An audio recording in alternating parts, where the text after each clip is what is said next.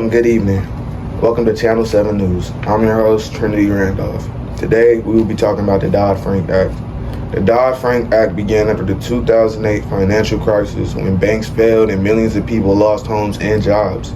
Congress decided they needed a law to stop risky behavior by big banks. The bill was introduced by Barney Frank in the House of Representatives and Chris Dodd in the Senate.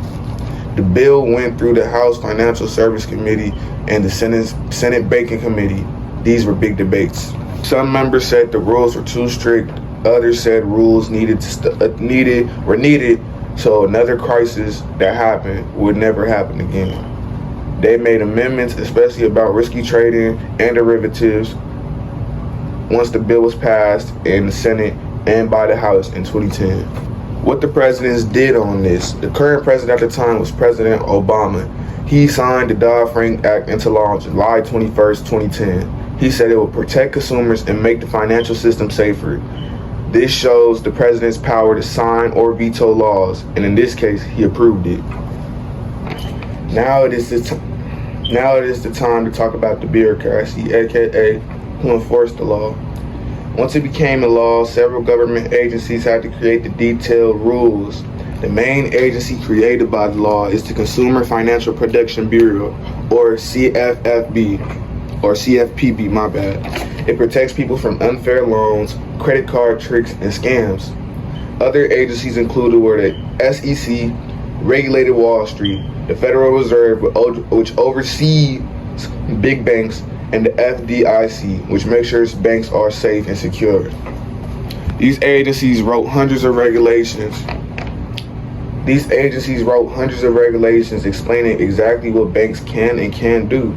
This bureaucracy, using delegated authority, they take the law and create the detailed rules to enforce it.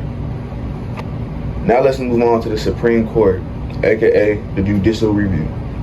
A major court case connected to Dodd-Frank is Celia Law v. CFPB 2020. A company argued that the CFPB was unconstitutional because its director was too independent and couldn't easily be removed by the president. It makes you think, huh? The Supreme Court agreed partially, and they said the CFPB director, it's a hard name, must be removable by the president, but the agency itself could stay. So they had to make middle ground, but they couldn't just erase him completely. This is an example of judicial review, the court checking the executive and Congress by ruling the power in law unconstitutionally. To wrap this quick segment up so you guys can get on with y'all news for the day and see what's happening with the world, let me just tell you this. Congress passed the Dodd-Frank Act to stop risky banks practices. Because if you think about it, if you were back in 2001, 2007, you were at risk of your money or anything being gone the next day because of big banks and their mistakes. So after the 2008 crisis, President Barack Obama signed it into law. Agencies like the CFPB and the CEC enforced it by creating detailed financial rules later that the Supreme Court reviewed as part of the law, and Celia Law versus CFPB, and changed how the agency's director can be removed. Again, my name is Trinity Randolph. This is Channel 7 News, and I would like to thank you for watching. Have a good day.